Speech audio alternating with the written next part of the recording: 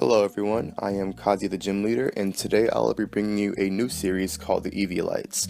I will be going through the Pokedex and highlighting different pre-evolved Pokemon that when holding Eviolite are much stronger than their evolved counterpart. So without further ado, let's get started with the first episode, dealing with the Kanto starters Ivysaur, Charmeleon, and Wartortle. Alright, first we're going to take a look at the base stats of Ivysaur's evolutionary line. If you give Eviolite to an Ivysaur, that'll boost its base defense up to 94 and its base defense up to 120. Overall, Ivysaur doesn't have any real competitive value with or without Eviolite. Even with Chlorophyll as its hidden ability, Venusaur would just benefit so much more under the sun than Ivysaur will. Being a grass and poison type, you're going to have that weakness to fire, ice, flying, psychic.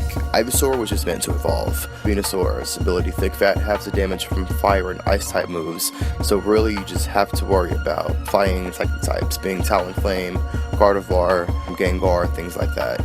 Next up, we're going to look at some stats. These stats and images are pulled down from Pokemon Global Link websites. These are overall battles, ranked battle spot, and free battle.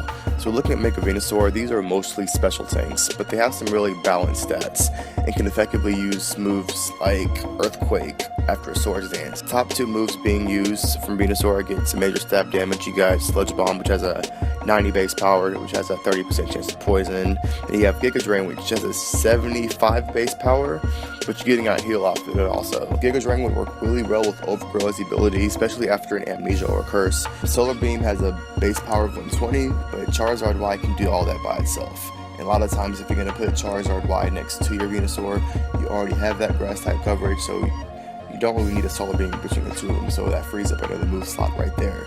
Hidden Power is also another move to think about if you can get those IVs right. HP Fire is going to help deal with those Steel types and other grass types, mainly Frosthorn and Amogus. HP Ice will help deal with Garchomp, Salamence, Landorus, and Thundurus, so if you can get that in there, that will definitely help with that KO potential. Looking at other Pokemon that will be on the team really well with Venusaur, Garchomp helps cover that fire weakness if you can get that switch in prediction. If you're not running Mega Venusaur, Charizard Y can give you that Sun. Talonflame can help speed tie with other Talonflame, especially if you want to get rid of that fire flying threat right there. Tyranitar covers fire with Aegis Lash, will cover your flying weakness. Protein Greninja will just cover anything it wants to. Also, a lot of the Venusaur you're going to see are mostly modest. Like I said, the metagame consists mostly of special tanks, so modest nature is pretty common. My personal Venusaur, however, has a 252 HP, 252 in defense, and 4 in speed, which is a modest nature. I'm running Chlorophyll and Black Sledge. My moveset, however, is Amnesia, Sword Dance, Earthquake, and Power Whip, and I'll try to switch one of those out for Protect if I need that turn right there, just to get that extra Black Sledge healer.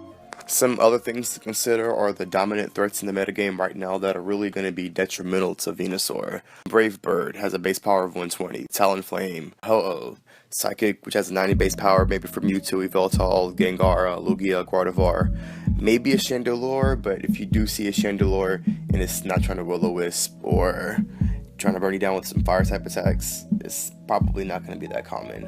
Double Edge has a base power of 120.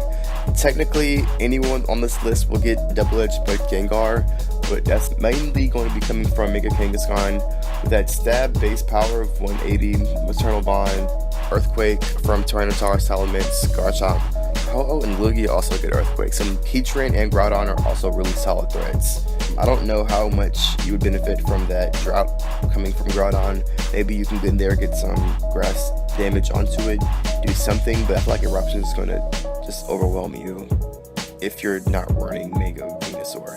If you are running Mega Venusaur, that Thick Fat, that Chlorophyll ability will be lost, so you're going to lose that speed to get that fire resistance, or that neutral fire damage rather, but I don't know, it has its pluses and minuses. Now we're going to look into Wartortle's evolutionary line. Wartortle has some really good defensive stats and some decent base stats overall. I'm considering it is a mid-evolutionary stage Pokemon. With Eviolite, you're going to get that boost in your defenses up to 120, both defense and special defense, which is really nice. We can do something with that. Its speed is kind of low, but we're not looking at it anyway. Blastoise line are built like tanks, literally. They're turtles, they're meant to be slow but have that defensive shell, take some hits, deal some damage back. Looking at how Wartortle is used on Battle Spot, you can definitely see how it can be that annoying, stally, tanky thing that can do bad things to your opponent if they're not prepared to handle it. You have that Stab Skull doing 80 base damage, 30% chance to burn, so you really don't need that much into your defensive EVs. You also get Iron Defense, which will boost your defense by 2 stages, so you don't have to put that much into your defense when you're training your Pokemon up. Toxic Protect helps deal with your other tanks out there.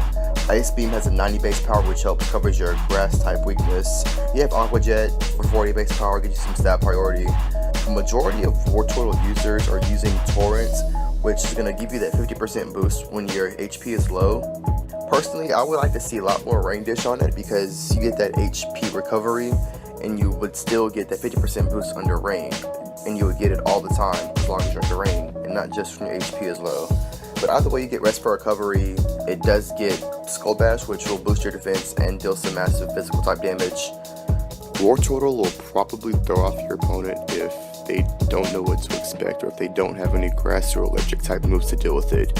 Since VGC 2016 and Primal Kyogre, they probably will have something to deal with bulky water type like Wartortle. Most of the metagame will try to overwhelm Wartortle with raw power anyway, because Kangaskhan has a lot of power, Talonflame has a lot of power, Thundurus, Landorus have a lot of force in the metagame right now. Speaking of Thundurus and Rotom are the only Pokemon that can hit Wartortle super effective to do some serious electric damage. Amoonguss, Ferrothorn could be some problems for grass type weakness, but overall you're not going to see a lot of that in the top 10 Pokemon on BattleSpot right now. So Wartortle could possibly do well, but is outclassed by the numerous Pokemon on the top list right now. When we're looking at Blastoise on BattleSpot, 90% of them are going to be Mega Blastoise, and they're going to use that Mega Launcher ability. That's going to give a 50% boost to all your Aura and all your Pulse moves. Dark Pulse with an A base power will have that 20% chance to flinch, but without that speed to get in there to cause your opponent to flinch before they can do anything, it's not really much to use that Dark type coverage. Dragon Pulse, 85 base power. Border Pulse has a 60 base power, but you have that stab and a 20% chance to confuse. And you have Aura Sphere for some fighting coverage, which has 80 base power. Most of them are going to have that Modest Nature, which is going to boost that special attack, drop that attack, because you're not going to use that attack that much. Go for Timid if you want to get a little bit more speed, but you're not going to be outspeeded that much anyway. But as far as other Pokemon that can go on your team, Talonflame and V-Train can cover your grass weaknesses. Garchomp and Aegislash can also switch in for that grass type resistance. Garchomp also covers your electric weakness as well as Thundurus. My personal Blastoise, I like to run a Rain Dance, Aqua Ring, Scald, Protect. Overall, you're going to see Mega Blastoise over regular Blastoise. Blastoise is tanky enough to handle some damage from some of the more dominant forces in the metagame. Since it's going to get offset by Talonflame anyway, it might as well get in there, take a hit after a Gale Wings, Brave Bird or whatever, and probably 2 to 3 shot Talonflame after a Focus Sash or a Roost or something like that.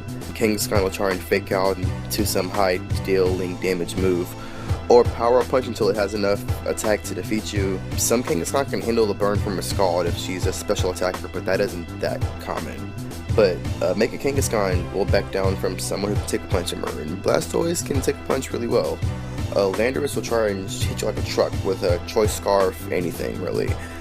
But if you can burn it, scald it, deal some super effective stab, it'll fall eventually. Now let's go ahead and check out Charmeleon and its evolutionary line. And with Charmeleon, you're going to see the same thing we saw with Ivysaur earlier in the video, that the defensive stats aren't really there to see much of a benefit from Eviolite. Yeah, you're going to get that defense up to 87, that special defense up to 97, but if you have a Mega Charizard, then Mega Charizard X is going to have more defense, Mega Charizard Y is going to have more special defense, and either way, regular Charizard is going to benefit more from Blaze or Solar Power, having more special attack to use. Charmeleon isn't a total waste if you're going to try and use it competitively. Maybe you could Focus Sash into a Dragon Dance or Focus Sash into a Swords Dance. Focus Sash into a counter could be pretty fun, but overall Charizard is a much better option in battle. It has much better stats in the move pool to work with. And speaking of Charizard, I'm going to look at his stats on Pokemon Global Link. Charizard Y, well, Charizard was meant to have fun in the Sun. It's a fire type. Come on. Charizard Y gets shot, as you will know, which means that Heat Wave with that Flamethrower with that 95 or 90 base power, Sun boosted stab, fire, it's going to do some damage. Heat Wave, depending on you're doing doubles Flamethrower if you want to get more damage onto a single target. You get that same turn Solar Beam for that rock or that water weakness. You get Stab Flinches with Air Slash, which has 75 base power. Sun's gonna weaken your water move, so there's that. Charizard's gonna resist ground being flying, so there's that. Charizard X gets Tough Claw, so it's going to boost your physical attack moves like Dragon Claw, which has 80 base power.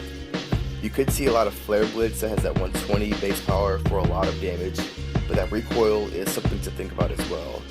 Or you could just run that Flame Charge. It has that 50 base power, a lot less damage, but you have no recoil, and you're going to get that speed boost. On my personal Charizard, I want a Charizard Y with Solar Beam, Air Slash, Heat Wave, Will-O-Wisp, 4 HP, 252 on physical attack, 252 on speed, and it's timid. Charizard Y gets the most play out of its entire evolutionary line because it can cover virtually any of its weaknesses, and it fits well on any team as a special sweeper.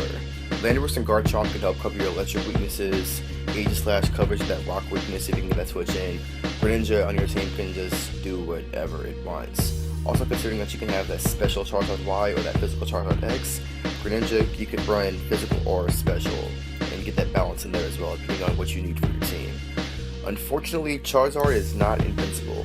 A Rock Slide from a Landorus or Garchomp is very common, and you do have that flinch. Since one of them are probably going to be choice, if not a Mega Garchomp, then you have that outspeed to worry about into a flinch, and it's going to ruin Charizard's day. Thundurus is the problem as your main electric threat in the metagame right now. Plus, Charizard X gains that fairy weakness, and you have that ground weakness because you're losing your flying type. But the rest of your team can cover for Charizard depending on whether using X, Y, or just playing Charizard if you're doing that. Alright, so wrap everything up, we learned that Ivysaur and Charmeleon do not benefit from Eviolite.